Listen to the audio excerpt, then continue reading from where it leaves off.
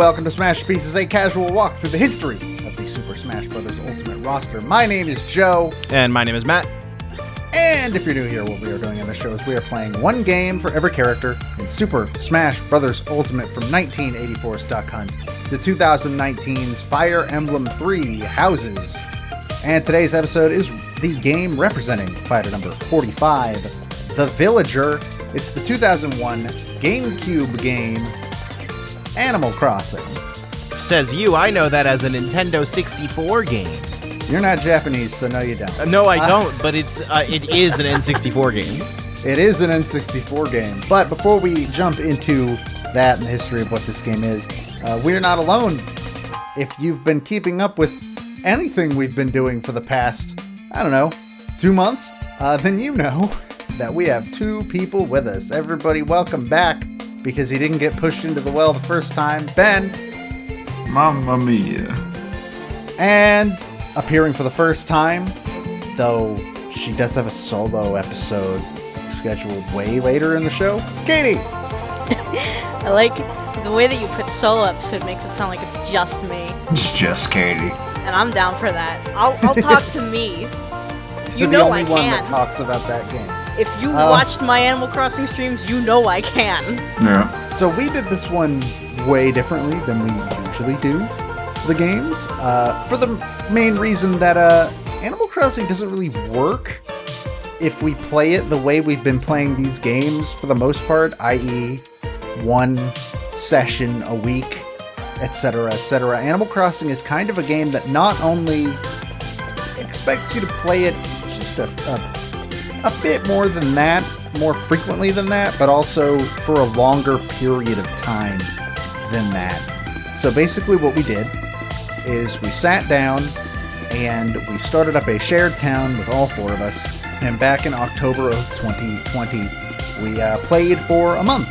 We played from October 1st up to November 1st, and then also Matt jumped right back in to do a New Year's Eve thing for the end of the series, and we recorded the whole thing, and Matt did the Herculean task, and what was it, like 35 hours is what you said, I think? That's my guess, yeah. I couldn't be bothered to do a proper actual count, but it is about that. And that 35 or so hours was cut down into a 15-hour series of 4 pre-edited videos that sort of highlight and show our experience living in the town of Smash. So first of all, we should all give Matt a fucking round of applause, because holy shit, that seemed like that was a lot of work. You could say that. Do you want me to actually clap on record? I wouldn't. But I mean, okay. You can if you want. No. What, do you think we have fucking standards here? Well, you told me to. What is this? Original sound chat? I don't know what that is. Me neither. The work that Matt did to prepare that video pales in comparison to the work that we did in the videos. That's true. With that fishing, that paper earning. Getting that paper. Hours of hard work with professional editing cannot stack up to that. Well, you never did figure out the blank memory card thing. Anyways, so yeah, we sat down in a shared town that was called Smash, because it wouldn't let me call it Smashton. Yeah, I don't know what the fuck that was about. That was really great. I still don't understand what the fuck happened. I don't get it. Animal Crossing has this very weird problem with not only the letter spacing, but also the memory, which is both of those are at play at the same time, and I don't know how they dealt with it, but I guess that they didn't. Yeah, it seems like they didn't. It's fun that every first segment of each player was getting mad about the name.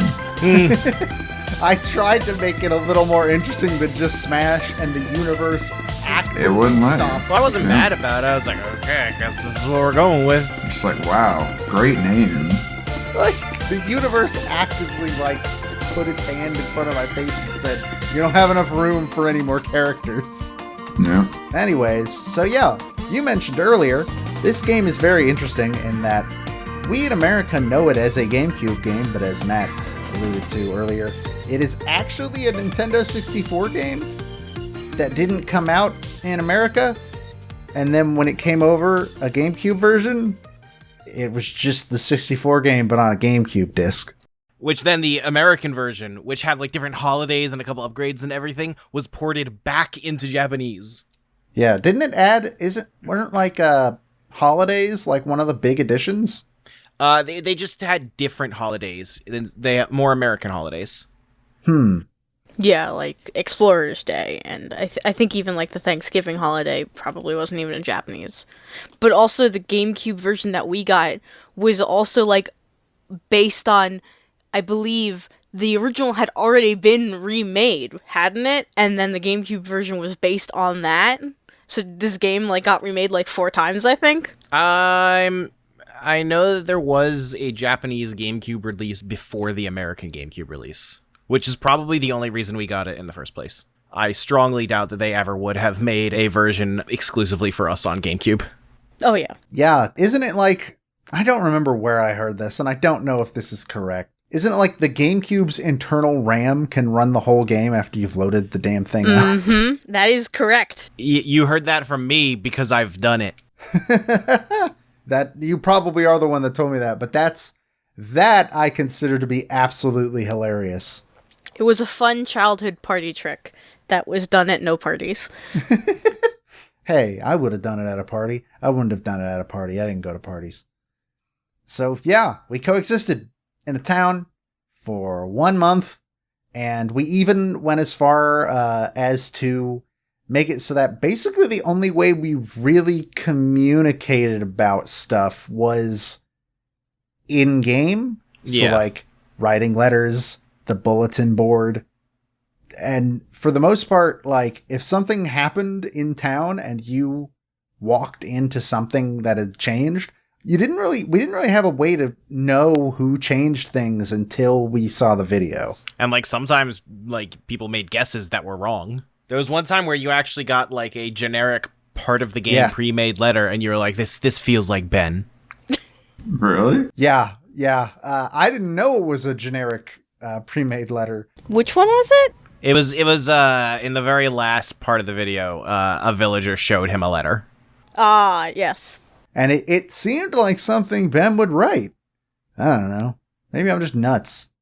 Well, yes, but I stopped writing letters very early because none of the neighbors can read unless it's in this very bizarre scoring system that Katie actually went in really in depth in. So the scoring system is not bizarre. It's just very cheap and unforgiving. You can watch the VODs on the YouTube if you're interested in it, or Google it if you want the full nitty-gritty breakdown. But the gist of it is that it looks for, like, common combinations of letters instead of looking for words. And then it's also just really punishing with grammar and spacing. So if there is a lot of blank space on your letter, then you just lose a bunch of points. So if you write a short letter, you're done. You're done. If you're a child and you put a lot of spaces and a lot of exclamation points because you were a little baby and you're excited about everything, the animals will just tear you down. I mean, hell, if you just try to correct the line breaks because there's no text wrapping, you're probably screwed. Yeah. Yeah. And like and when they send you back letters after you've sent a quote unquote bad letter, they're just like, what are you, fucking stupid? Send me this stupid letter written by a dummy? What are you, 5? Fuck you. It's just squiggles. Everybody talks about how savage the dialogue is or whatever. They're all so mean. But nobody talks about the letters. The letters are way more mean. They're all so mean. I think Daisy at one point like accused me of gaslighting her or something. Yeah. So she was just like, I bet you think you're real cool writing this letter that I can't understand like I'm some kind of idiot. Well, go to hell. It's like the sweetest neighbor in our town, like the nicest lady, and she just ripped into you. And she also, runs a fossil crime ring. Do we not all run a fossil crime ring? No, Look, I know because that I don't have an entire mammoth sitting in my apartment. Hey, Katie, what the fuck is happening in your home? Don't worry about it. But, like, I mean, like, I know Blathers doesn't need them, but I'm sure that other museums, like, we're just selling these fossils. I mean, do we need, like, a legal permit for these? We found them in the ground. We're selling them for profit. It was a mammoth. The museum didn't have a mammoth. I don't think we found a piece of a mammoth. And she had a whole Yeah, it's mammoth. rare. She's not just gonna give it away. Yeah, that'd be foolish. So I think that's a pretty good segue into, we had a lot of neighbors. We had a higher turnaround rate for neighbors than I've ever had in any Animal Crossing game I've ever played. What's Matt's fault? Yeah, the moving system in GCN was interesting. Sorry for directly causing that. Hey, you didn't cause all of it. Katie caused it once and took away the only happiness I had left in my home. Twice, thank you. What do you mean the only happiness you have left in your home? You called Tom a criminal. Tom, she did not. So yes, Tom is a criminal. I wasn't talking about Tom. Katie's the one that You're last talking about, minute. like, Pudge or something? I don't know. Pudge moved out. Oh no, not Pudge. I don't know why you were so attached to Pudge. Pudge was my son. And Tom was the my only best friend! yeah, you're the only one like that. Tom was a criminal with a name that wasn't his. He's the first. Ben, you backed me up here. You liked Tom, didn't you? You came around on him. I liked Tom. Tom didn't like me. Well, yeah, none of them like us. We had people in the chat who liked Tom. Oh yeah, the chat reacted so strongly to your goodbye to Tom. And then like it fades out, and then just the next shot is Ben coming out of his door and just going, "Hoo boy." That was a very good part. I gotta watch the VODs. I loved Pudge. Pudge was the one that I had, like, a narrative going that at one point, I think I was on one of the many fetch quests that were part of this video game. One of the only things to do in this video game. That's all you can do in this game, apparently. I mean, that's just Animal Crossing in general. Yeah, but it's Kind not of. nearly as bad in modern Animal Crossing, I think. Mainly because fishing doesn't suck, and so you can do that instead. They also don't chain it as much. I'll be honest, in case anyone here is new to this, I'm not a big fan of the Animal Crossing franchise. I think that I don't like making my own fun in the way that Animal Crossing requires, and Animal Crossing on GameCube specifically gives you nothing. Absolutely nothing. Yeah. Mm-hmm. Well, like, I've known that for a while, because you generally, like, Minecraft is the same way for you. Yes, but Minecraft at least has things to do. This is true. Animal Crossing has a real problem with having fucking anything you can do if you want to play for more than half an hour.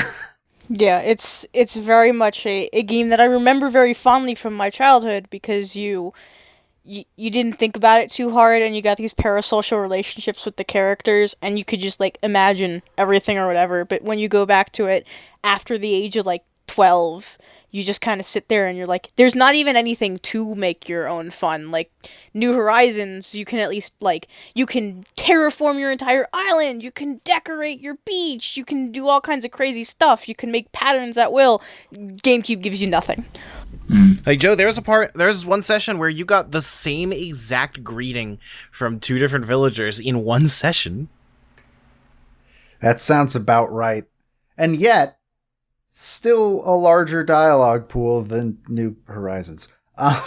Somehow. Not much. New Horizons just doesn't want you bothering with the villagers. They want you to do all their other content. And it's I don't know. But yeah, one of the main things that, back to what I was saying, one of the main things that you are given to do in this game, given being in big, huge quotes, is you can talk to a villager and say, hey, give me a chore to do, please. And sometimes they'll say, okay, here's a chore. Just kidding, I don't have one. Oh, God. Yeah, Bangle. Yeah, Bangle. I love Bangle. I fucking hate She's Bangle. a terrible, terrible person. I love Bangle. Every time she talked to literally anybody, she got angry. And That's a mood. sometimes they'll be like, hey, can you get my cute niece's ball back? Or catch me a fish? Or more likely, the more I common am one. so sick of hearing about my cute niece that wants a goddamn fish. They'll be like, hey, sure, I lent this thing to this person. Can you go get it? And sometimes you'll go to that person and they'll say, oh yeah, I have that. Here you go. And sometimes they'll say, oh, I lent it to someone else because nobody in this town has any respect for anybody's stuff. Especially on Halloween. Fucking hell, I'll get to that shit. This is literally all I know Animal Crossing to be. That's just Animal Crossing, baby. But at one point with Pudge, he told me that he'd lent his planner to somebody. And I made up this narrative that, like, this is the only way Pudge will remember to eat. I need to get him this planner back. Otherwise, how will he remember to satiate himself?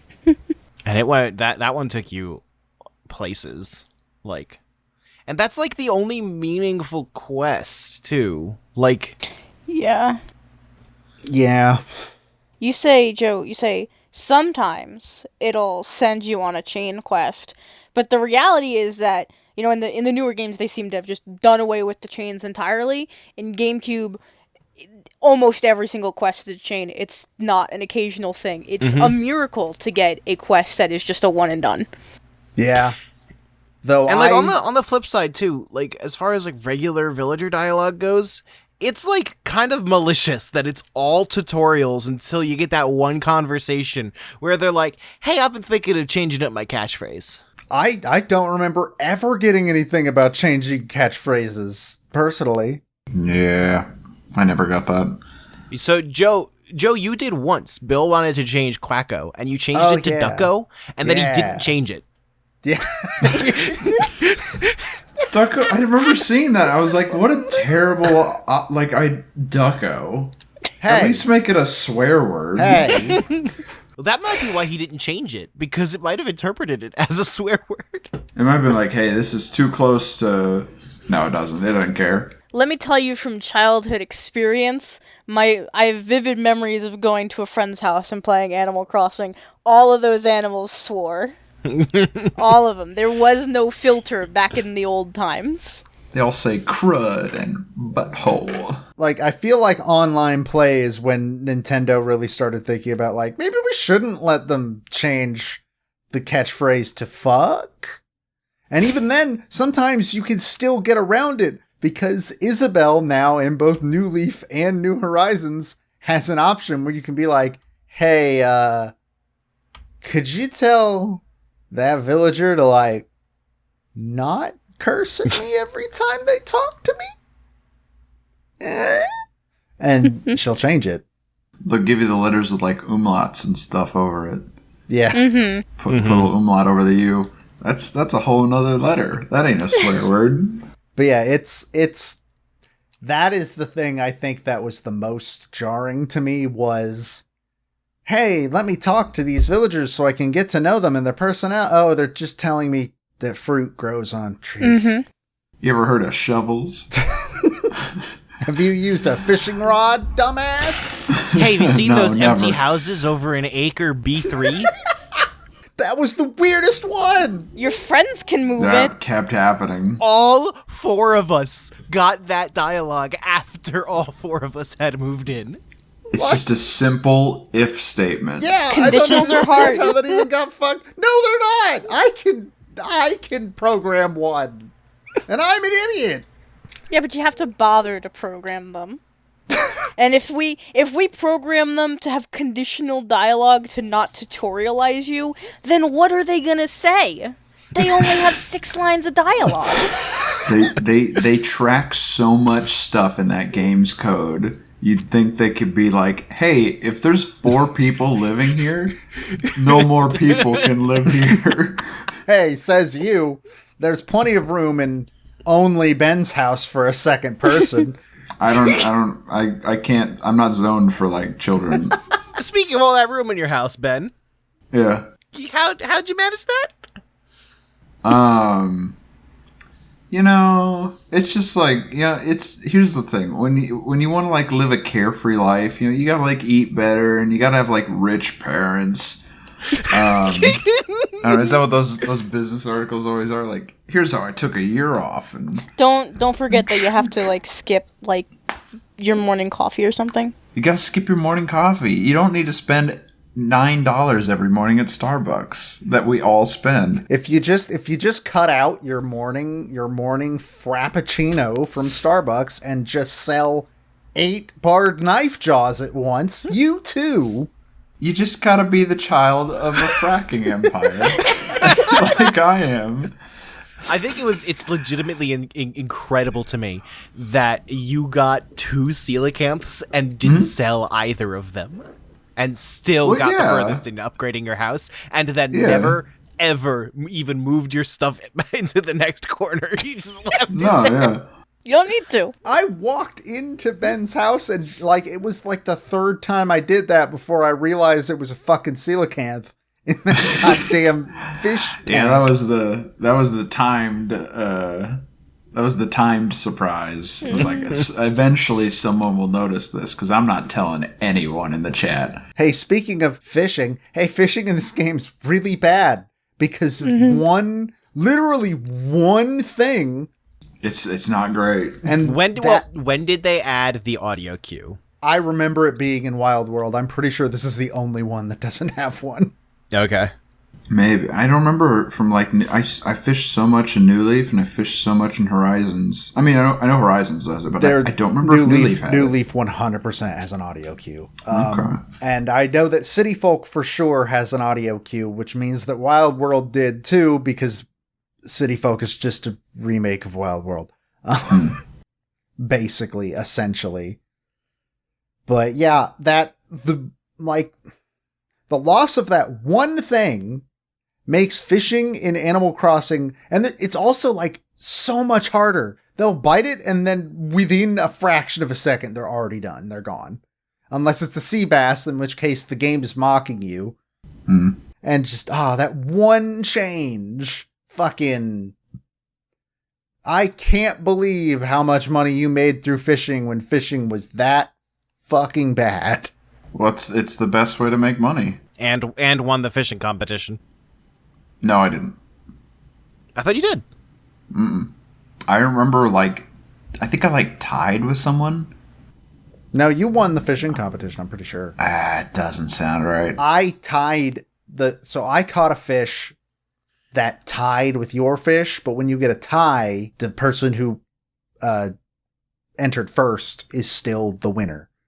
I haven't seen the video as recently as you guys, but I'm very certain that I think a villager beat me. I don't think we ever checked who actually won the fishing tournament. But and also your footage. I don't even know if you have footage of you playing the fishing tournament because it never made its way to me. Yeah. Oh, weird. But also, if you have it, I'll edit it together into a bonus video. But I'm certain I did. Maybe not. I don't know. But you put in a 21-inch bass, and I played for 45 minutes. Finally caught a bass that was also 21 inches, and Chip basically said nah, this doesn't count. Sorry, Ben's still winning. And then my game crashed, so that didn't even count. I don't remember. I'll have to look for footage. But also speaking of timed surprises, how'd you guys like our visitors from another town? We got Bluebird. It freaked me out first. Your reaction to it. Okay, so there's 2 things about your reaction. Number 1, it's fucking hilarious to watch.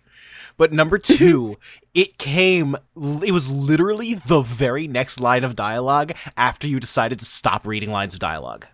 Yeah. and you can see like my expression change of like, wait, what? Yeah.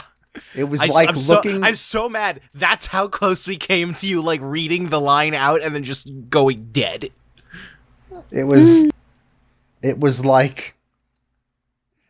like seeing a phantom from my past emerge from the ether. Because that was a town we had in like fucking 2013. Yo. Oh yeah, it was old. It wasn't even our last town. And it's fun. Was it our first one? It was our first one. Okay. I don't even remember what the second one was called. I think we just did Gallifrey again. No, it was just called Florge. Ah, right. I briefly visited in the footage, but actually, I kind of regret not recording when I stole the McDonald's sign from Florge. I literally did not record when I did that, and it has the top tier Nook shop. What? It has the top Nook shop. What? How? Did we really play for that long that time? So here's the thing. It had the second highest Nook tier shop when I got there, and then I bought a sign. And then when I came back, it was the top tier shop. Oh my god. We were that close. I love that. Holy shit. Katie played a lot in one of the towns. I played a little bit, but I was just fishing. But I was so excited for when someone would finally see the word Gallifrey appear on screen, because once I confirmed that like Blue Bear and Mitzi had moved over, like every time someone uploaded footage, I looked at it. Perfect. I think that moment is like a real highlight of the whole thing in general. It was a lot of fun. See, the benefit of being the editor is that you can plan moments like that. Yeah. I from literally before we started the first recording, I had planned that cut back to me going into Gallifrey. And yeah. I don't know what else to talk about. Catching bugs is relatively the same. It feels kind of less satisfying for some reason that I can't put my finger on. I loved it in New Horizons, but it's not even different here, but I just don't know why I don't like it. I just didn't see a lot of bugs. I think it was just because of the time of year. Summer's like the big bug time. Well, yeah, I kept seeing bugs on the trees and thinking like, oh, is that a beetle? And then I'd catch it and it's a cockroach and they're worth 5 bells. Yeah. Nope. October just kind of sucks for bug hunting. So something that I kind of feel overall is that while it is true that I just generally don't like playing Animal Crossing, I don't enjoy the franchise. What I do like about Animal Crossing is the way that you interact with other people in it. The first month of New Horizons, I actually had a lot of fun with because it was everyone all playing together doing stuff online, and that was really cool. And then as soon as that started tapering off, I just never played the game again. And every time I've like actually tried to jump back into it in a single player way, I don't care about it.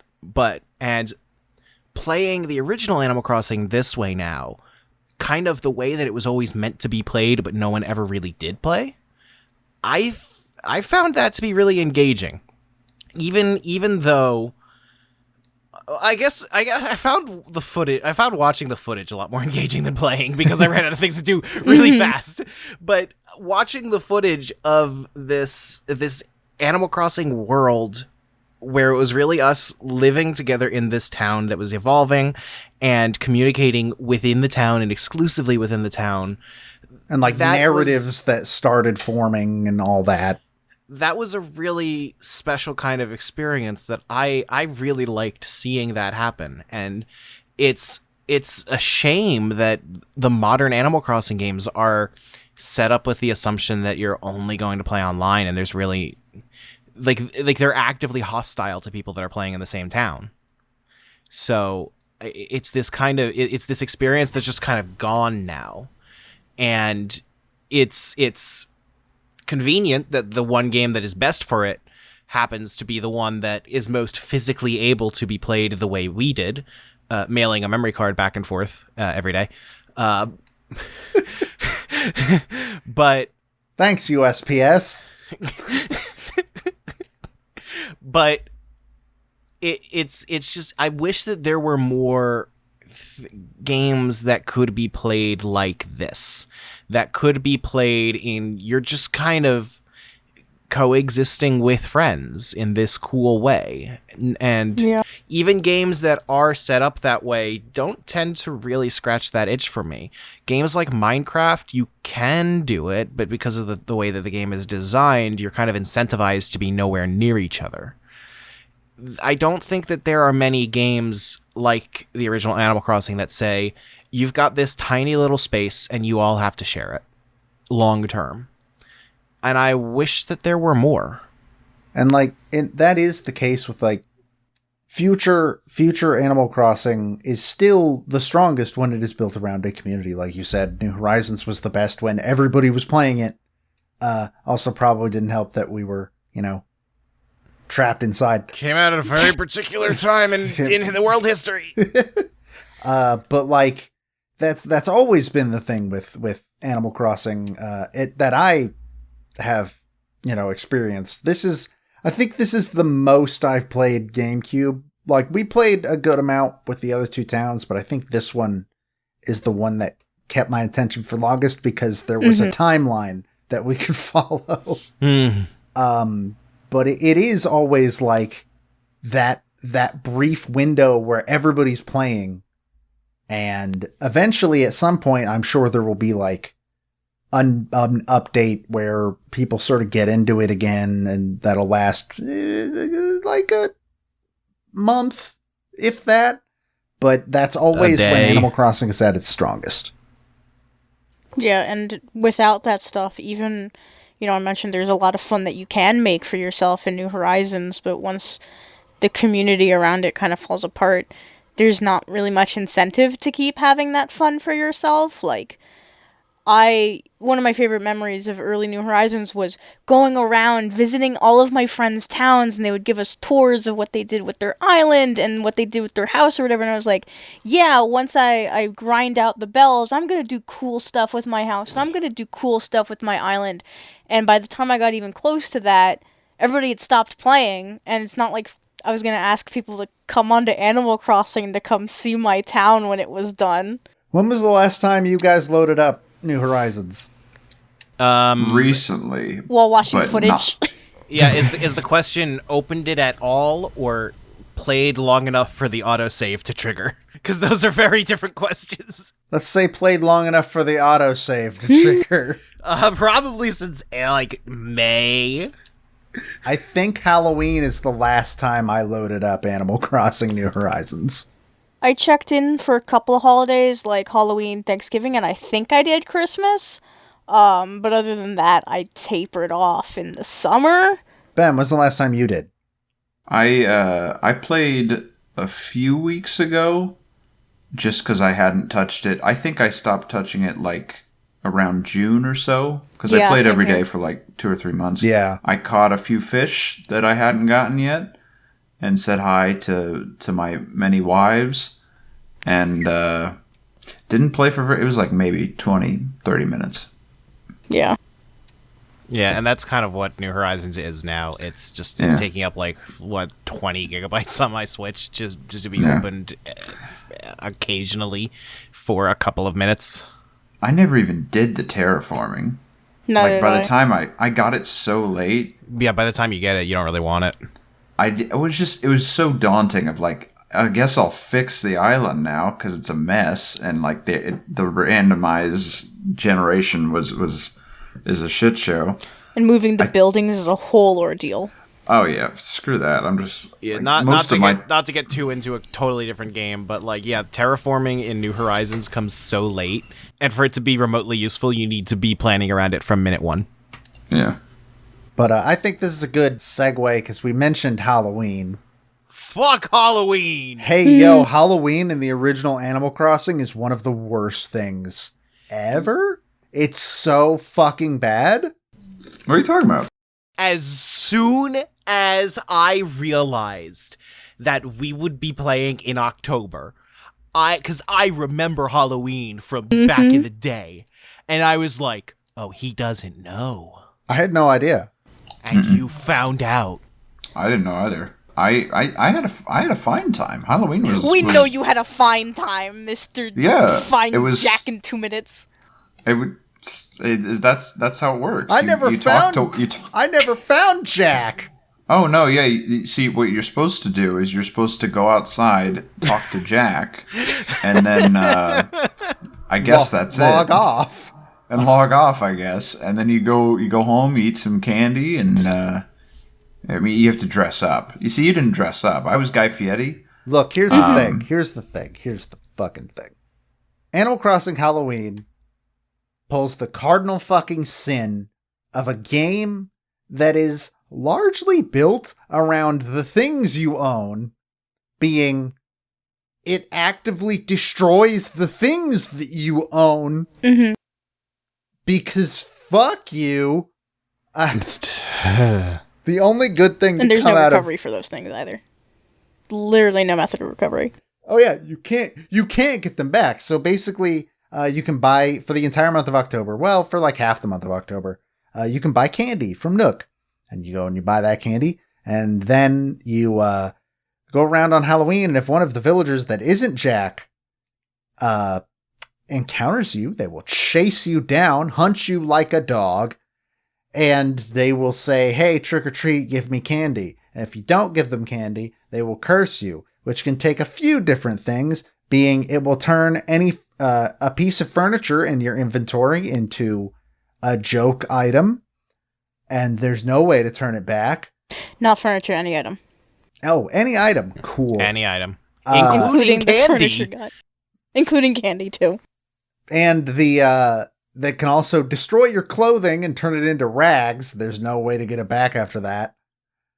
Or the thing that happened to Katie, which I didn't know was the thing until I saw it in the video. No.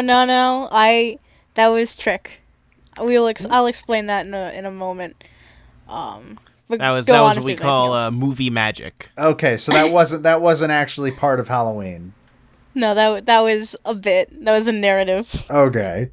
But like, just really, guys? You made this game about like having stuff and getting stuff? Why bother having Tortimer give me a special piece of furniture if you're gonna allow Betty to just fucking turn it into a Jack-in-the-Box? Fuck you. So when I was young, small baby child, Halloween and Animal Crossing genuinely scared me. Like I liked it because I like Halloween, but it also genuinely scared me. So I would get like paranoid, like apocalypse prepper as little child Katie, and I would put on a pattern because they can't transform patterns, or like if they did, like you don't lose anything, you don't lose the pattern. I would clear out my inventory, just drop it all, and I would take all the candy that I owned and I would put it into letters that I had received, because letters are your secondary storage. So I would go around, I would ignore all of the villagers until I found Jack, and then I would take the piece of candy out of the letter, put it in my inventory, hand it over to Mr. Jack, run away. Try and find him again. And this was, in fact, exactly what you did in the video. It is almost exactly what I did in the video, yes. Except, instead of putting my stuff, my valuables, into my letters, I had a buffer. I kept junk in my inventory instead, because I needed payoff for my paper scam. It was like a heist movie. It's just... That paper scam was amazing, by the way. Thank you. And Nook's shop is closed the entire day for the lottery. Yeah. Yeah. I can't imagine why the lottery never came back in any future Animal Crossing games. I think the lottery would be fun if it wasn't obtrusive like that. I miss it, but I don't miss Nook's being closed. Also, maybe if it was like, not, you need 5 tickets for one roll. I was so mad. Like, I would be okay with like 2 or 3 tickets per roll, but 5 is a lot. And then Ben won the lottery. didn't I win something in the lottery? I don't even remember what it is. That's how little I cared about what it was. I won a chess piece, and I think I don't remember if I think the chess piece was considered first prize, even though there was an NES game. There was an R-Wing! Yeah, there was like an R-Wing, an NES game, and a chess piece, and I believe chess piece was first prize. Actually, I think now, I think you're the... Because only one of us won anything from the lottery. I get it must have been you. Because Finally using my October tickets. Well, like, what gets you the tickets? I think I had Just maybe buying 2. stuff. Yeah, just you get buying one things. ticket for everything you buy. Like, I literally just stole some from Gallifrey. Okay. Because isn't it like 5 tickets per attempt? Yep. Yes.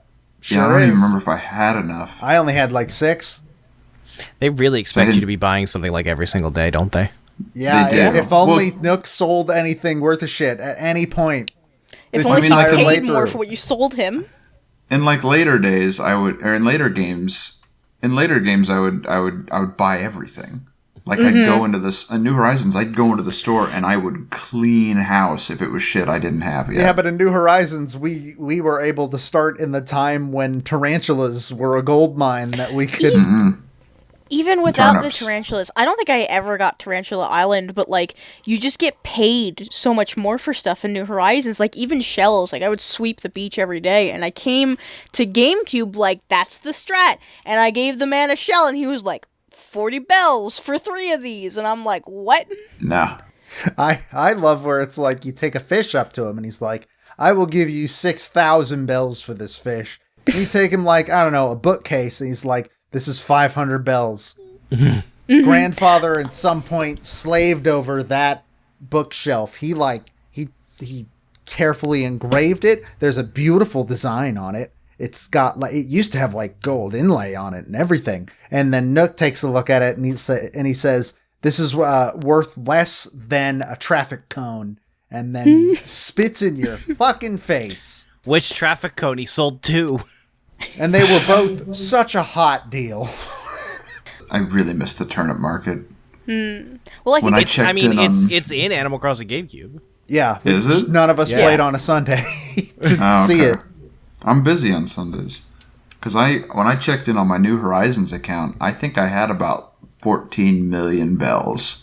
It's Well, not just that I'm Joe. I'm It's busy. not just playing on a Sunday. It's playing before noon on a Sunday. Yeah, Oh, and fuck that's that. that's my only day that I don't have to get out of bed before noon. And hey, sorry listeners, but fuck you. I'm not getting up at 9 a.m. to play Animal Crossing for you. I may be your monkey at other times, but that is not one of the times. That's the Lord's Day, and Animal Crossing is work.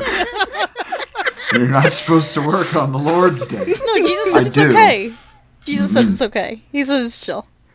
He was like, "You're gonna catch all these fish, and I'm gonna make these people think I multiplied a bunch of fish, Ben." Okay, Jesus. Oh I know God, duplication glitch. Your podcast is sacrilegious now. Sorry. Motherfucker! It always we talk was. about Castlevania on this show. It was already there. Yeah. May I issue a quick correction to our VOD footage about selling things? I do want to say one of the few things we gave the game shit for that it didn't deserve, not that it makes things better, was that after the VOD aired, somebody who watched it contacted me and they were like, I thought that you could sell multiple things. I was like, no, I'm pretty sure they introduced that in Wild World. And a couple hours later, they sent me a screenshot of their brand new Animal Crossing I'm save so fucking where mad they about this. selected everything in their inventory. It's just So here's the thing. The fact that 4 adult people played the video game and did not figure out that was a thing means that's not on us. That's 'Cause it's- on Animal Crossing. It's I'm X dumber and Y. than a child. It's X and Y, and you don't do anything else in the game with X and Y other than writing. That's a different franchise. Those buttons aren't even on a Nintendo 64 controller. They're not. Yeah, what were The- I guess they'd be the C buttons? I don't fucking... Or Why would they they use didn't the have C it. buttons for that? Or they didn't have it. I don't fucking know. It would not have stopped me from like 1,000 times a day starting to sell an item and then hitting cancel like just- an Alzheimer's patient. No, I relate to that one. Ben, that's just the video game Yeah. experience. Let's be real. I don't know what was wrong with me. I was embarrassed watching that footage again. I had a similar thing where I kept opening the map when I wanted to pick shit up, and I still, or when I wanted to open my inventory, I would keep hitting the button that opened the map. How many times did you guys fucking pick stuff up when trying to run when you can run with the shoulder button? You can run with the shoulder buttons? I didn't know either. I did not know that. See, this is why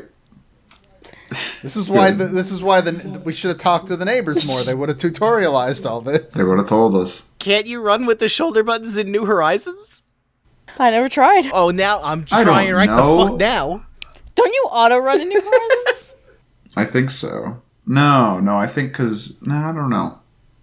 Maybe. I genuinely don't remember, and this game came out, more recent than the one we just played.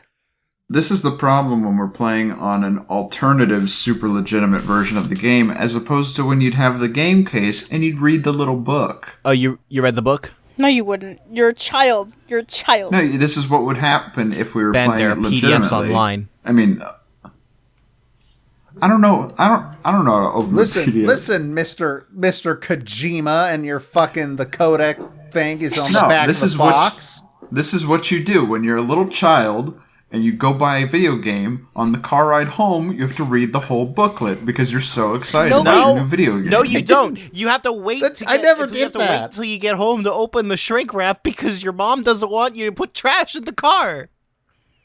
You put it in your pocket like a little gremlin. I'm pretty sure this was before they added the basic reading ability is needed to enjoy this game warnings, so I didn't know how to read those booklets. And I still don't. I'd be sitting in the car with the seatbelt over my face because they're not for children. I'd be excitedly looking. I'd look at every little page. Oh man, when I got Final Fantasy X, oh man, I'd be poring over like, oh, this is the options menu. The next great American novel. I didn't swear, but Look, it's what you do because you can't play the game yet, but you have a How new video far game. was GameStop from your home? You think we had a GameStop? Ben grew up on a farm, Matt. You drive half an hour to the nearest Walmart, and that's where video games live. We got a movie theater when I was like 17 that wasn't an hour away.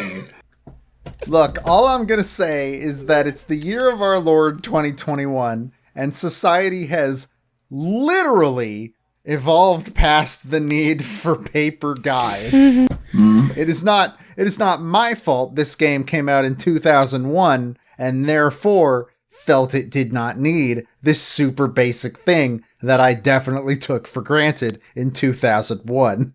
And what I'm going to say is that New Horizons does not let you run with the shoulder buttons because it's too busy giving you an entire wheel for emotions. Yep. No, but there's a lot going on in that control scheme. It's a lot of stuff. They're using every button in that game. But it also moved pick up to a different button. Yeah. We should start wrapping this up. We had fun with this. We should do it again. Yeah. Well, do we want to mention that today? What? I'm asking Matt. Oh, is that real? Yes. I figured y'all were just like joking around, like, oh man, what if we if I robbed a bank, this is how I'd do it. Why was your example robbing a what the fuck? Well, like it's a criminal activity designed to like hurt people. This activity was so fun because it was genuinely like a good time. I think this is my favorite thing we've done for the show so far. It was genuinely just a lot of fun to see the final product and everything. We are at least considering, and it's a pretty high chance this is going to become the case, based on some testing. We still got to do some testing. We're considering changing Isabel's game from Happy Home Designer to Animal Crossing New Leaf and trying this whole escapade again. Don't want to give too much detail on what that will mean. Because we don't totally know what it'll mean. Yeah, and also, like I said, based on if tests go a certain way, maybe it won't even happen. but that is something that we are currently It's a lot harder to considering. ship a 3DS game in the mail. Yeah, it's the higher postage, which is weird because 3DS cartridges are smaller than GameCube discs. If you really think about it, They weigh more. No, they can get lost. we'll be taking a lot of risks with our lives. Also, what do you mean disc? Well, I'm not going to ship you the box. Memory cards, Joe! So yeah, we're thinking about that. So we'll get back to you in 400 years when we get to a world where the 3DS exists. But until then, we got a little bit of music that we can talk about. I'll be real, before going back to listen to some of the music, I think the music is fine, but I don't remember any of it off the top of my head. I remember 1 p.m., the song with the cat in it. Oh, God.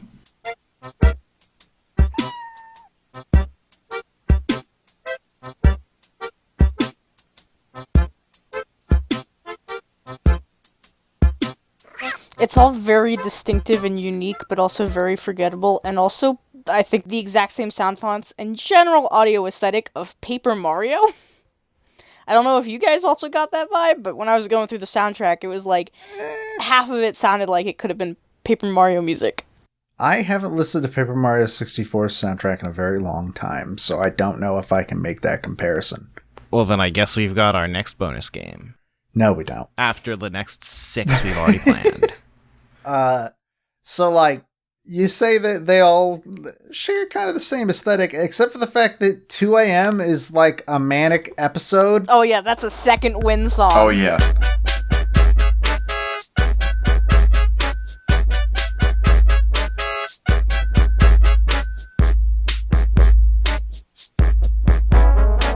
That's the best one. Like- well, it's indicative of what it's like being awake and active at 2 a.m. Yeah, it's Your so mind's different at fucking- night. I don't know how to process this song. It actively doesn't make sense to my stupid little lizard brain. I don't get it. It's Clown Jungle. It's Clown Jungle. It's just That's what the song is. there's so much happening, and I don't understand what any of it is. It's a great follow-up to the maddening loop of 1 a.m., which is probably what made me need all of that paper.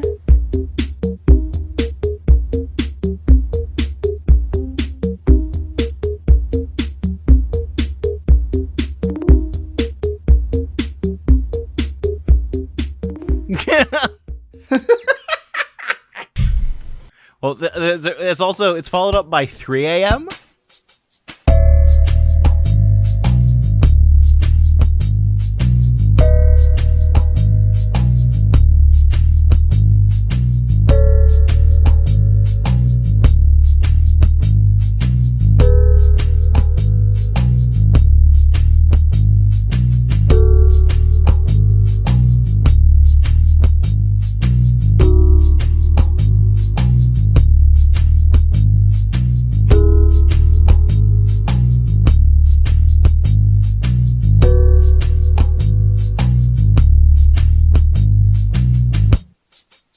Which is just like, it's got this fucking bass line that's just going, and that's just like, that just feels like the encroaching darkness. You know that Pro ZD video. We're talking so much about these songs that weren't even in our playthrough. Yeah, none of us. Well, one of us played past midnight. The rest of us did not. Because one of us is a masochist, I guess. But Look, I was in college at the time. Yeah. But like, I can't help but think about that one Pro ZD video where it's like when a song comes on that's a completely different energy from how you currently are, and it's like it goes from this nice relaxing song to this fucking J-rock hyper stuff, and he's just like, well, I guess this is what's happening now. That's how some of these fucking feel, where 1 hour will be like this relaxing, laid back, sweet time. And the next is like, yeah, baby, we smoked so many drugs. Bumping. A thing that I like about 1 a.m. is that, do you know that, like, there's that Brian Eno album. He did a bunch of ambient albums, and he did one that's just called Music for Airports. Because he was in an airport at like 3 or 4 in the morning, and they were just playing like pop music and like upbeat tunes to like the most dour people. And he's just like, no, I'm gonna write music for airports for this time, and it's just very ethereal and it's a lot of ambience. And it's very interesting to listen to. 1 a.m. feels like that for me, or it's just like I'm in an airport right now, and I've already made my connection. I'm not stressed out. I'm just waiting. I feel like all of the pre 7 a.m. music is like this general sort of vibe of like, yeah, man, we know you've lost control of your life. You're playing Animal Crossing at 3 o'clock in the morning. We get it. Don't worry. Which is the only time that Wisp spawns. The only time that Wisp spawns. And also, do they go to sleep in this one? Do the neighbors go to sleep in this one? They fall asleep outside. Yeah, standing. Oh, yeah. Because in Wild World On, at a certain time, they just go into their house and say, fuck you, I'm asleep. Yeah. And then at that point, like, you just have nothing to do, which a New Leaf kind of fixes with that, like, yeah, I want stuff to stay open late because I'm an adult with a job. Yeah, only 3 hours, though. yeah, but still, that 3 hours makes a bit of a difference. But, like, yeah, it's this string of, like, manic to depressive to every single other vibe in the world that's just like, yeah, you're playing Animal Crossing at 4 o'clock in the morning and nothing makes sense. Let's help with that. The theme of pre 7 a.m. is trying to get you back to bed in any way possible. 2 a.m. does the exact opposite of that. 2 a.m. feels like I woke up in a cold sweat and started playing Animal Crossing. Yeah, 2 a.m. knows what it's about. Yeah. It's trying to be too intense for you, and if you can't take the heat, you gotta go back to bed. So, by the way, and I feel like 2 a.m. is the best song to showcase this with because it just falls into a sad trombone. Every hourly song has seasonal variants.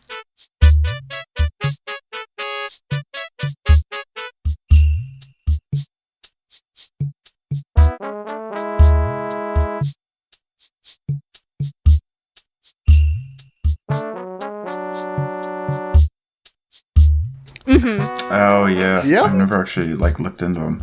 But not rain like the later ones for some reason. Yeah, there's a cherry blossom Yeah. and a winter variant.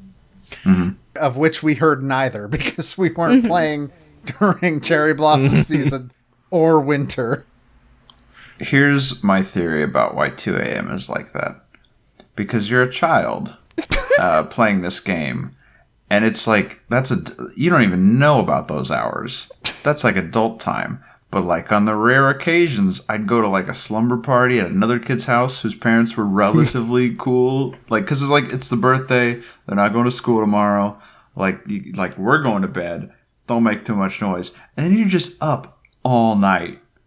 You're up all night playing Smash Bros. And playing Flash dress-up games.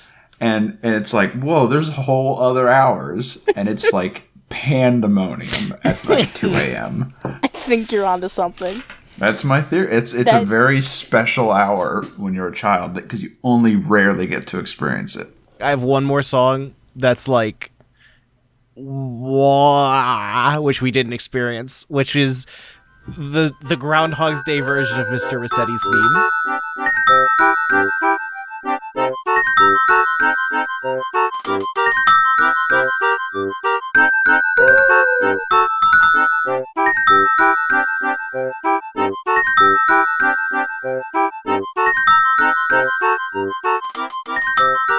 Oh yeah. I didn't know there was a I just put it in our chat. Oh no. Okay, that's a thing that happened to all of us. I'm not even familiar with his... I guess I've heard his normal theme once or twice. Oh yeah, I've heard his normal theme. Unfortunately, Mr. Rossetti is dead now, but... No, he Yeah. saves you. He brings you back to Every places if for some reason you would ever want that. every character that doesn't that doesn't like physically appear regularly in New Horizons is dead. Sao Joan is dead. Chip is dead. Whoever the fuck ran the bug catching contest before that is dead. But let's talk about music we did get to experience that was less of a existential crisis in Animal Crossing form. I really liked 7 p.m.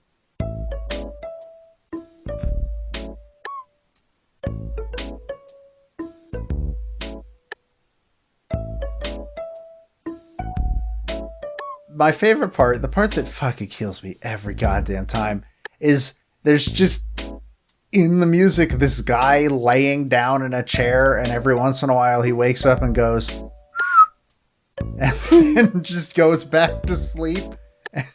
It's kind of like the cat meow we mentioned earlier in 1 p.m. But it's just, for some reason, just this lazy whistle just fucking killed me every time. It's so dumb.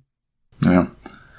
He really went wild with a soundtrack for which there weren't like, oh, what genre is the game? Like that's not the kind of music you're making, man. That is true. The closest analog that Animal Crossing would have had at this point in time would have been like Harvest Moon.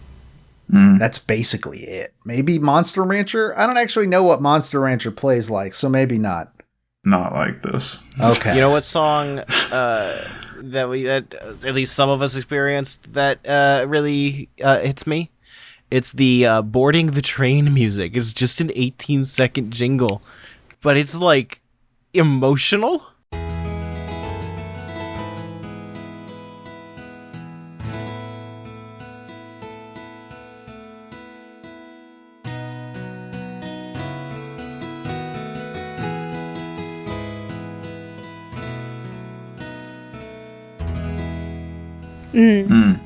There are about 3 different tracks that you go through during the process of boarding the train. All of them are fantastic. I didn't get on the train. They're all very beautiful, bittersweet songs. Yeah, like the Leaving Town theme.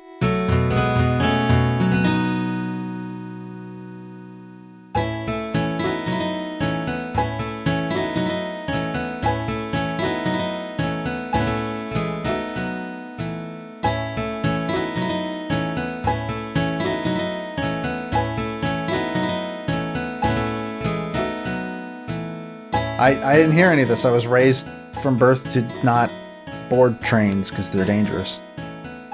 That's my excuse. Nerd. Oh, this is nice. Do you want to talk about another song that's kind of got a weird, chill, sad vibe to it, like a farewell? Let's talk about Nook at Closing real quick.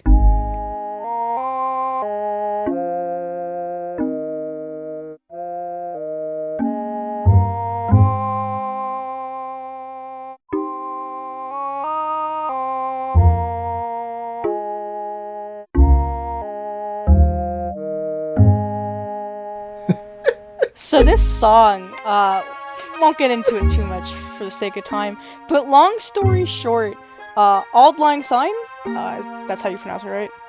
I think so. Yes. Auld Lang Syne, yeah. Auld Lang Syne, brought to Japan through music textbooks and stuff, and was given words that associated it with like goodbyes and graduations and things like that. So in Japan, it is very common to mark when a store is closing, their music to get you the fuck out of that store and tell you that it's closing time is Auld Lang Syne. And they carried that tradition into Nook's shop, where 10 minutes before closing, it will play this little lawyer-friendly version of this folk song. Lawyer-friendly version of this public domain folk song that they use during New Year's. Yeah, like that song is public domain. They don't get to pay to use it, so I don't understand why. It is an incredibly old song. They have that. I only became aware that was a concept in Animal Crossing in New Horizons, where it sounds like Timmy and Tommy are writing a letter from the war to their loving wife who's dying of typhoid or something. I don't know. That's what happened in war, right? Singular wife. Like, Yeah. Yeah. Don't judge Timmy and Tommy's lifestyle. Her name's Tammy. And I'm not explaining that. I don't think you need And yet to. I know you're right. I only have one other song that I want to mention because it's connected to a character that just means a lot to me in general in terms of Animal Crossing, No, and it's that's Sable. the Able Sisters shop.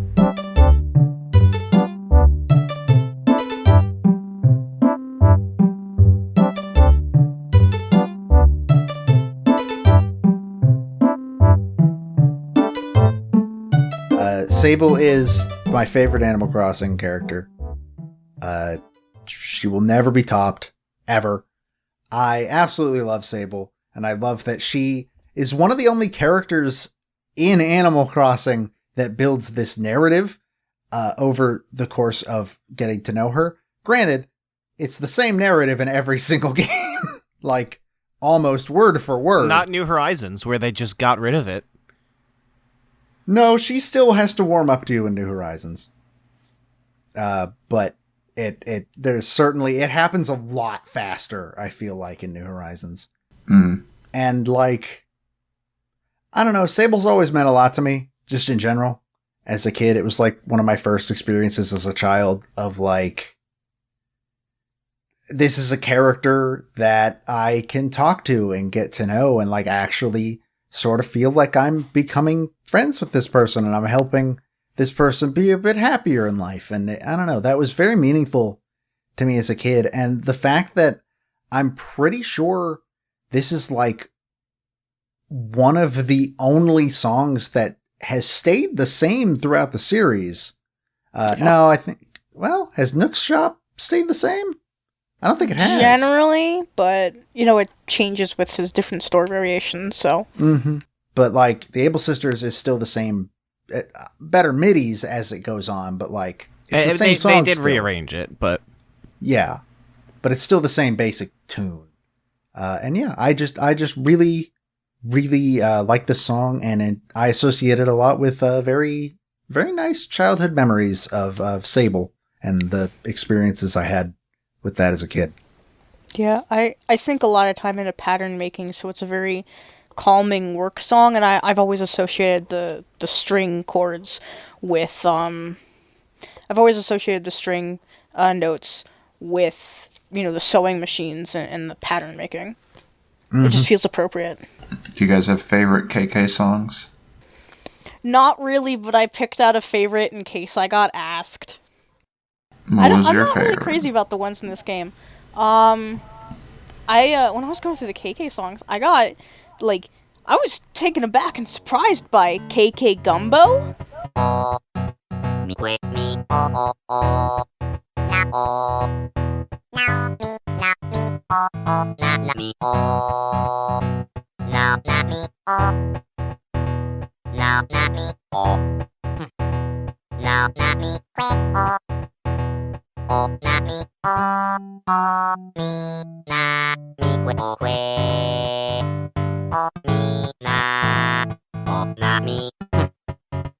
KK Gumbo rips, dude. It does. Oh my god.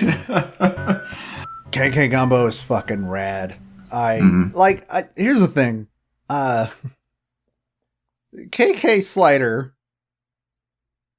when listened to without the context of knowing what Animal Crossing is I assume one of the worst auditory experiences you could potentially have in life. Well, the live ones, yes. But at the same, the live ones, but I like the live ones more than I like the air checks for literally every single KK Slider song. Yeah, I'm not big on air checks. There is no air check that I actually like more than him actually playing the song. Cause like, once you've sort of gotten into the groove with like Animalese and all that, KK Slider doesn't sound that bad. For me, my favorite song on KK Slider's discography that's in this game is Rockin' KK.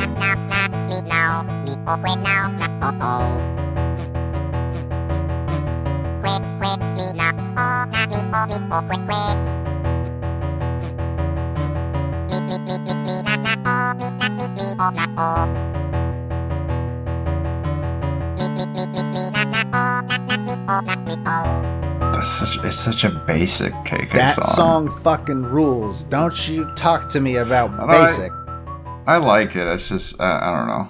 I like KK Western.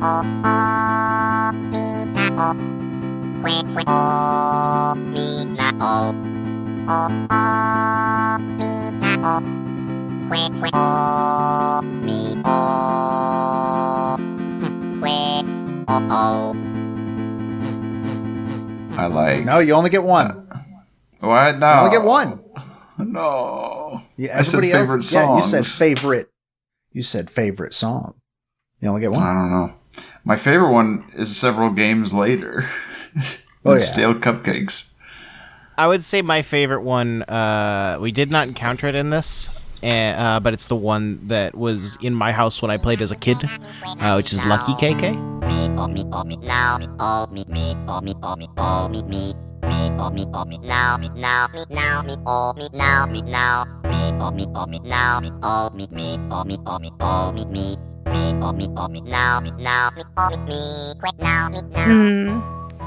Good memories. That's a good one. That's the Irish themed one, isn't it? Yeah. Yes. Yeah, that one's pretty good. I like that. I was kidding, Ben. You could say your second one if you want. I like 2 days ago.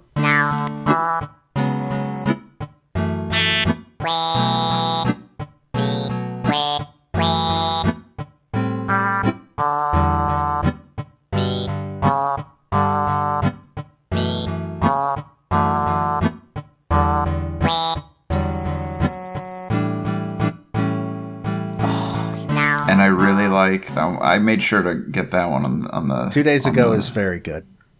And people don't really talk about KK Aria that much, but I really like that one.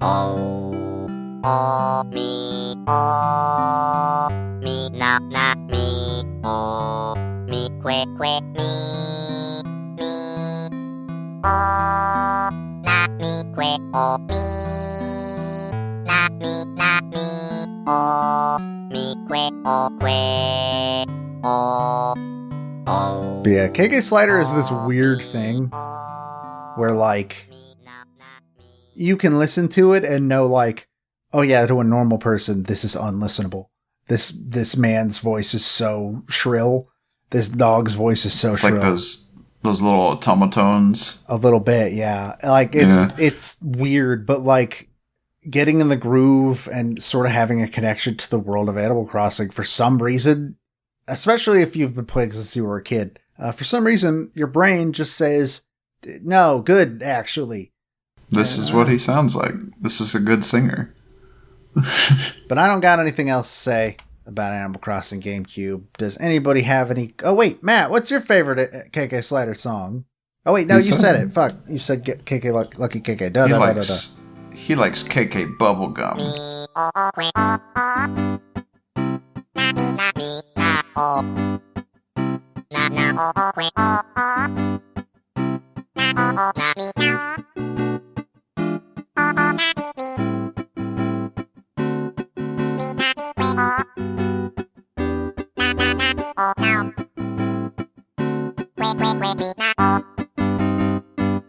I'm dumb. Sorry, get it. I completely it's too forgot. late. My brain is fried. Too late. Ben already followed up on it. It's not getting edited out. That's fine. No, that's the New Horizons one. But anyways, I don't have anything else to say about Animal Crossing GameCube. Do any of you have closing thoughts? I actually did have a couple of jingles I wanted to highlight, and another correction to something I said earlier. Okay, well, you get to edit all those jingles in. Yes, I do. May I go with my jingles, or? Go for it. So, there's a classic jingle that, of course, I just want to point out because it's iconic Animal Crossing and it has Animal Crossing soundwardness. It's "Look What I Found!"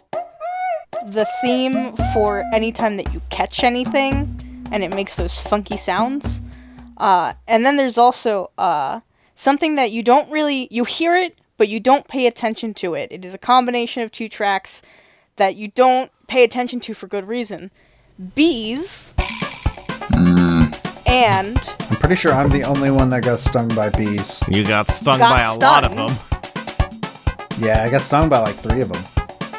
And I really like Got Stung because it's the energy of it's based on the Rossetti music, which already makes it wonky and concerning, but it's also not the Rossetti theme, which makes it even more unsettling.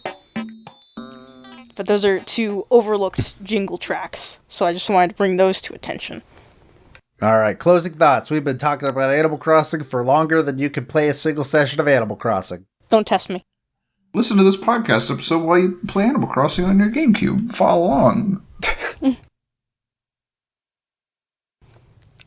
My closing thoughts are quality of life saves this game in later entries. Second thought is Nintendo, please let us share a modern quality of life Animal Crossing game with people over the internet. Give us Animal Crossing Realms, but with good internet.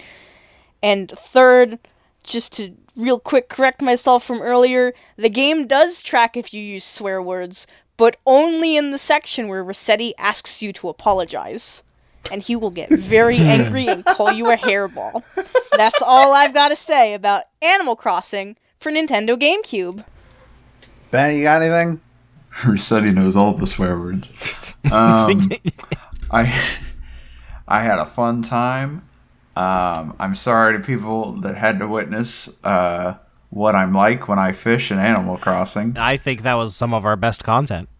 It's just me bringing up movies I saw at one point and Blondie songs. Ben, we all had to make our own fun. It was fucking Animal Crossing. The fishing's fun. Also, you want to talk about your gambling debts? Do I have gambling debts? Yeah. There's no way he's going to remember this. This was almost a year ago. You went on I don't remember last week. A whole tirade about how you have gambling debts to the mob, and you're just paying it off, sea bass after sea bass after sea bass. Okay. And they're trying to get you they're trying to give you tips for job interviews, and then you start giving advice for what to do on job interviews, and then you get distracted by Blue Bear and never actually give the advice. Very good. Matt, you got anything ending? Animal Crossing sucks, and you're all wrong for liking it. I disagree with that. I'm going to end this. I retract everything I said on the Dr. Mario episode. You should change your mind about Animal Crossing. Before we jump into our next game, I'm just going to end with this one statement. Tom was a criminal, and I'm glad he's dead. Shut up. Next game. And that's where I plan. Give it a couple seconds. But there is no next game. We have to talk about Kazuya. Fuck. All right, fine. Yeah, let's talk about Kazuya. He did come out, didn't he? Yep. So, what number is that? That is fighter number 81. Kazuya Mishima from Tekken. So we are, it wasn't super hard to make a decision as to what we're playing for Kazuya. Because only one Tekken game has a really legit story mode. Yeah, that and if you're going to play Tekken nowadays, Tekken 7 is the one you're going to play. I think also the stage is from Tekken 7 specifically. There's at least a very overt reference to Tekken 7 that Sakurai called out during the Mr. Sakurai Presents video. Interesting. I don't remember that, but I believe you. I was very tired when I was watching that video. It's when he mentions the inscription that's in the floor. Oh, I think I do have vague memories of that. But yeah, we're going to play Tekken 7. God, another fighting game, first of all.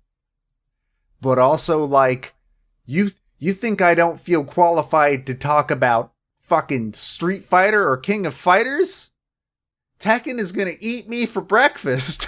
Well, we've got a couple years to practice. Also, God damn it, Sakurai, you found the only way to get me to pay money for Tekken 7 that doesn't have Kiryu in it. Come on! So we probably should practice it a little before we get to it, so we're not going in totally blind. I mean, that's 300 years from now, so... Because I've heard change is that going to kill us all first. I've heard that last fight is rough. But I don't think neither of us is going into this completely blind, though, because we've both watched the Super Best Friends Let's Play of it. I haven't actually. I thought I watched that, like, with you. No. I didn't watch their Let's Play of that. Every fucking game on this list I've played and you haven't. Like, I don't think is there a single game left that I won't have played by the time we get to it. Dragon Quest might be the only one. That I've never played Dragon Quest either. I guess Pokemon Conquest. Haven't played that. I've also never played Pokemon Conquest. But, like, I'm looking at the list and it's like legit. Mother 3, Crisis Core, Wario Land Shake It. Yeah, there's no others. Punch-Out? I mean, no, but it's Punch-Out. There's not exactly a deep, rich story for me to react to. Yeah, but I like Punch-Out. Mother 3, I believe, is the only one. Mother 3, I think, is the only game on this entire list that you've played and I haven't. Pretty much. Of the games left over, at the very least. So yeah, Tekken 7. I'm gonna get my ass kicked so fucking hard. Like, just watching the breakdown of what Kazuya could do in Smash made my brain begin to overload. I haven't touched Kazuya yet. I'm afraid to touch Kazuya. Well, Sakurai did a good job of putting Kazuya into the game because he still plays like a Smash Brothers character if you just do the normal button inputs that you would do in Smash Brothers. Like, playing him like any other Smash Brothers character will work. You just won't do everything he has. But it's not like Tekken, where if you try to control it like a normal video game, then then fuck you. Yeah. Go to hell. But my understanding is that Tekken is basically Octodad, so... Oh, I like Octodad. Okay, cool, I'm in. Yeah. When's Octodad gonna be in Tekken 7, Harada?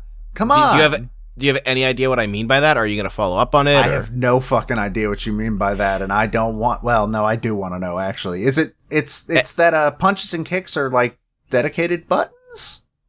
Each of the 4 face buttons is a different limb. So, like, one button is always the right arm, one button is always the left arm, that kind of thing. Okay, I think I knew that, but not in any, like, large amount of detail. We only have one left. I don't like that. I have, like, a deep existential terror thinking about that. And the fact also that it's terrifying that it could be fucking anybody. It could be anybody. And it's probably gonna be a Pokemon. It's probably gonna be a Pokemon. All I wanted is to not be a game that came out after 2019 so that we don't have to say that the show is ending with 2019's fucking Pokemon Sword and Shield. Anyways, that's all I have on Kazuya. Can we talk about the next game now? I guess so. Perfect. And that game is representing fighter number 9, Luigi, which is super weird that we're going from fighter number 45 to 9 to 40 after this. But it is the 2001 GameCube game, Luigi's Mansion. And we're not alone for this one either, because we have signed up for a bunch of guest episodes in the next set of like 6. Turns out the GameCube's popular. Woo! It turns out. We are joined by the one and only Xander Morningstar from Nintendo World Report. How you doing, Xander? Welcome to the show. You have summoned me from the grave to speak upon the greatest GameCube game, Luigi's Mansion. Well, considering it's like the first GameCube game, I guess it's just all downhill from there. Which is kind of how sales went. Yeah. I mean, yeah. Pleasure to be here. So yeah, Luigi's Mansion. I have only played this game once. And I played it in a very particular setting, which is really weird. I was working at a summer camp one year, and the guy who is now my roommate, who was my cabin mate at summer camp, he owned a copy of Luigi's Mansion and a GameCube, And so I played through all of it like in small 40-minute chunks when I had time. And I don't remember like any of it outside a couple of the bosses, and also I remember not liking the final boss, but that's literally all I remember. That's a common trend for the whole series. Well, it's a Metroidvania. Yeah, prove me wrong. Yeah, I guess, yeah. Is it? I've You never don't thought get of it that way, but abilities. I guess it kind of is one. You don't get abilities, though. Says Do you. You get the elemental abilities, but I don't think you ever. True. You've rarely backtracked to use them. The only one I can think of is where you're watering the plant in the end of chapter 2. Honestly, yeah. honestly, like, it's more Nintendo just decided to make Resident Evil, but starring Luigi and without zombies? So it's kind of shockingly similar to Resident Evil 2, actually. Yeah. Yeah. It's like, this is like almost a legit horror game. Like, specifically, it's a more family-friendly horror game than the fare you would usually find. But yeah, in that genre. The game design structure is pretty much Resident Evil, yeah. Yeah, down to exploring a mansion and getting keys to get keys to get keys. I'm really looking forward to playing this game again. I never finished Dark Moon because I did not like it. It's a long game. I made it to the last sequence, and just after like an hour of struggling with it, I was like, this is not worth it. I'm not enjoying myself. I did finish Luigi's Mansion 3, though, and I did enjoy Luigi's Mansion 3, but neither of them I have enjoyed as much as I feel like I enjoyed this one, the original. I concur with that. Luigi's Mansion 3 sparked something in me that I haven't really felt since the first one, which I guess is just saying I didn't feel the same energy in Dark Moon. And I think Luigi's Mansion 3, it was onto something. It was getting there. It's a fun game. But yeah, there's something special about that first one. I think it's definitely an uncontested opinion for the most part that 2 is the weakest. Yeah. I'm also kind of, I think I liked the first one the best. I don't think 3 was bad or anything, but it kind of had that problem that I have when I play The Sims, where it's like I enjoy it, I have a good time, and one day I turn it off and I'm like, okay, gonna play more tomorrow, and then I never play it again.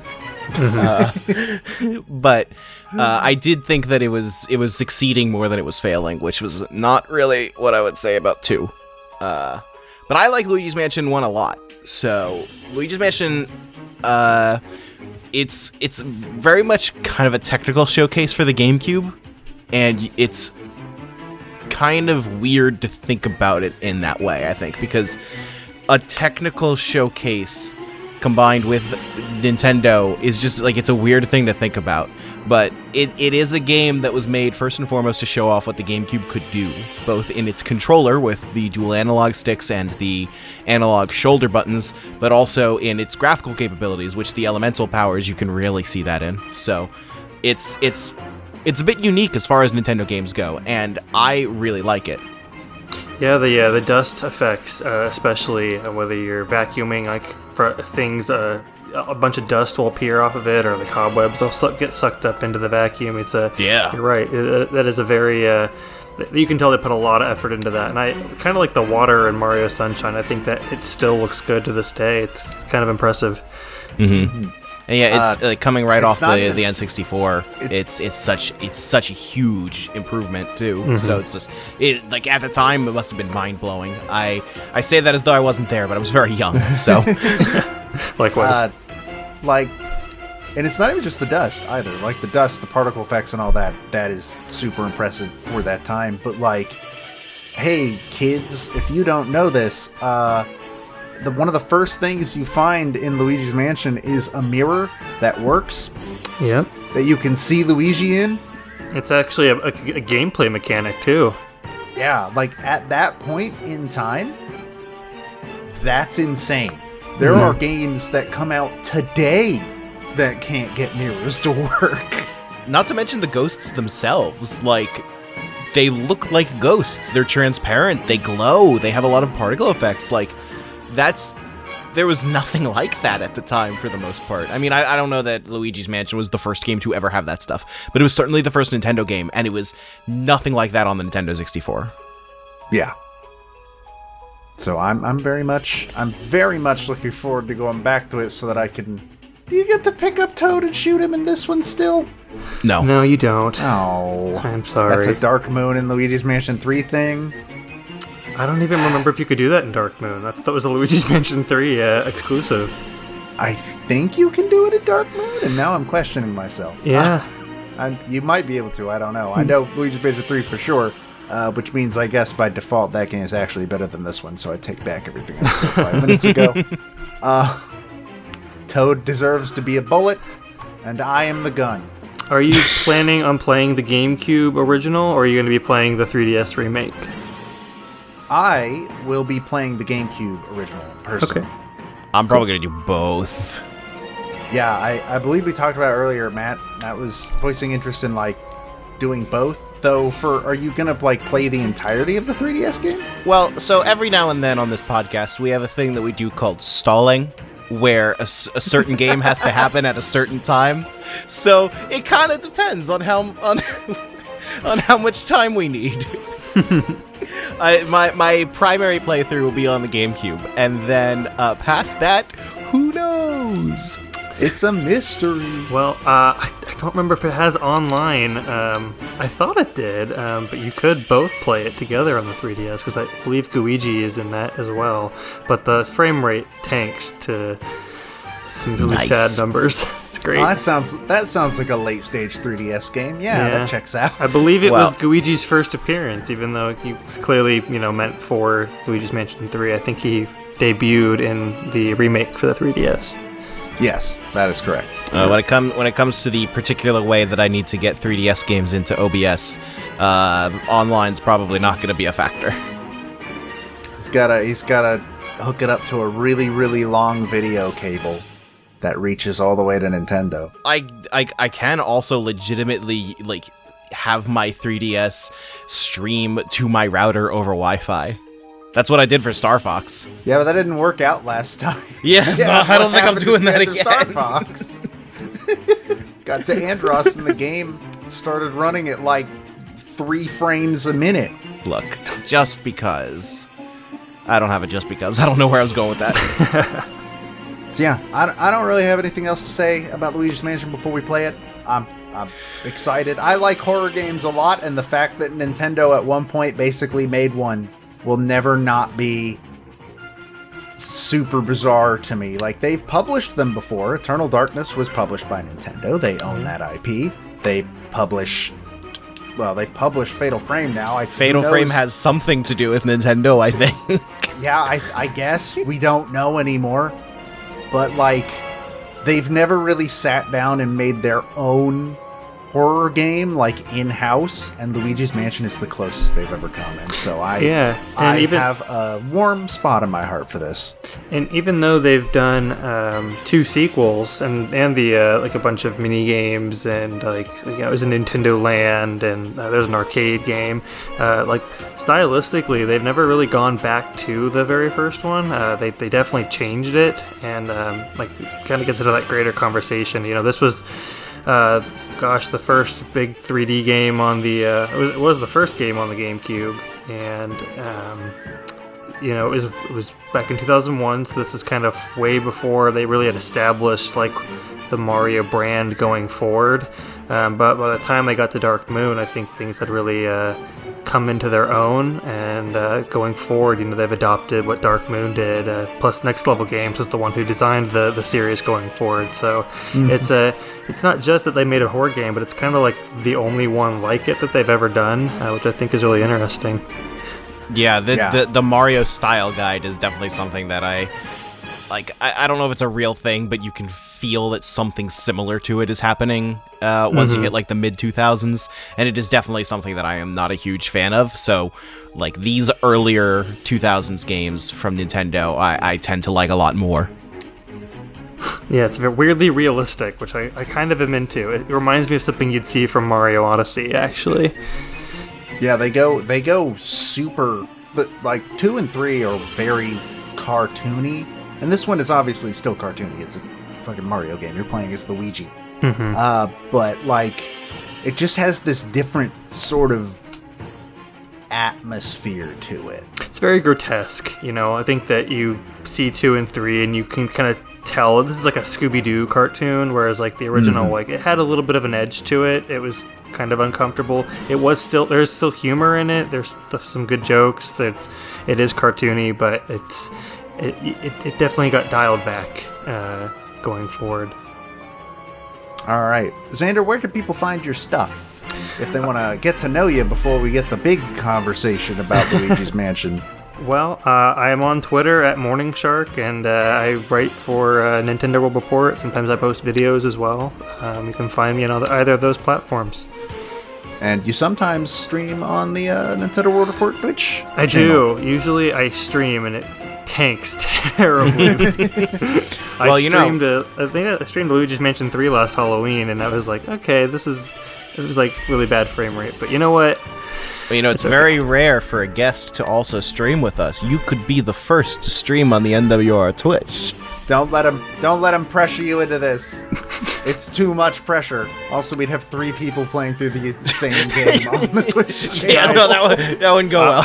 You say that, but I honestly have played this game. I think this might be the game I have played the most, not in number of hours, but in terms of like how many times I've beaten it. Because granted, it is a very short game, especially once you've beaten it once. You can every run through is subsequently faster. I think this is probably the game I've beaten the most in my lifetime. So if you need me, I think my record is 3 hours, 3.5. I have to double check. Damn. But yeah. That's one stream. Damn. Yeah, damn. I'm expecting it to take me 2 minimum. Personally. Well, if you haven't played it, you said you only played it once, so do not feel like you're gonna have to hit that number by any means. It's one of those things. I know it like the back of my hand. If Joe can't get the speedrun world record on his first attempt, then what good is he? Smashterpieces is canceled if I can't figure out how to get past the endless staircase in Mario 64.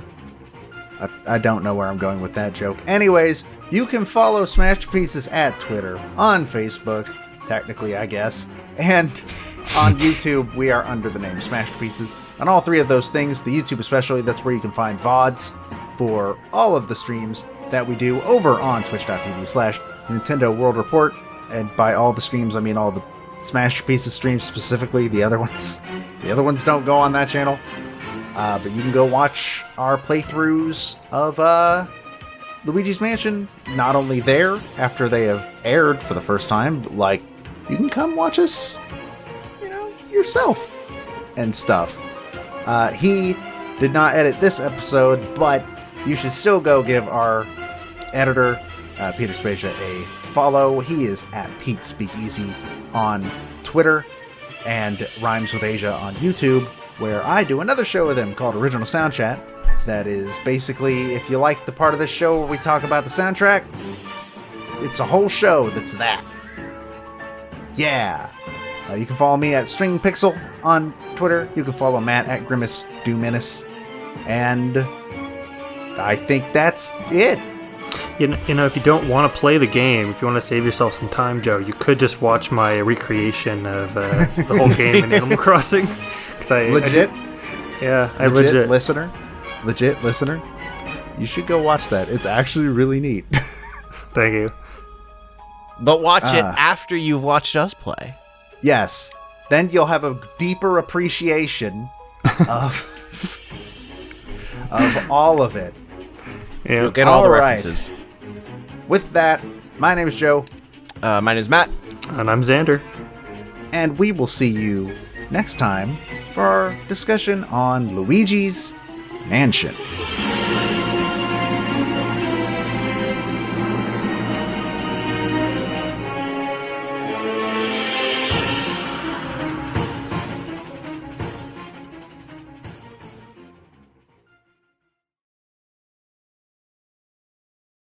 Anyways, that's all I have on Kazuya.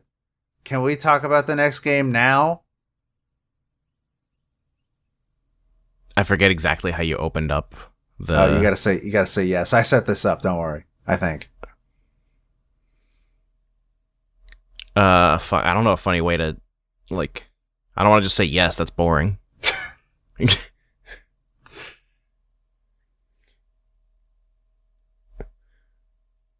What did I, fuck. I'm trying to remember exactly how it ended.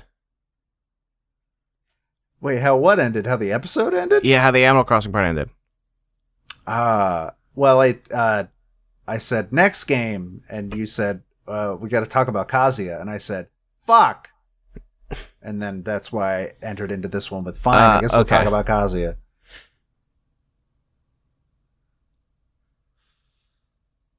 Can I make a... I'm wondering if there's a joke that I can make, like, are you sure you don't want to talk about this other thing? And, like, I wonder if it's, like, could be something that we talked about with Xander on a tangent.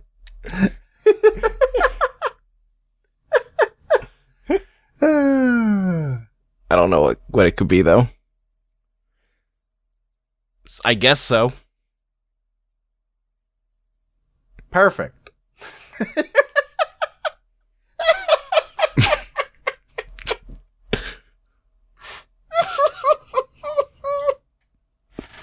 I'm stopping recording.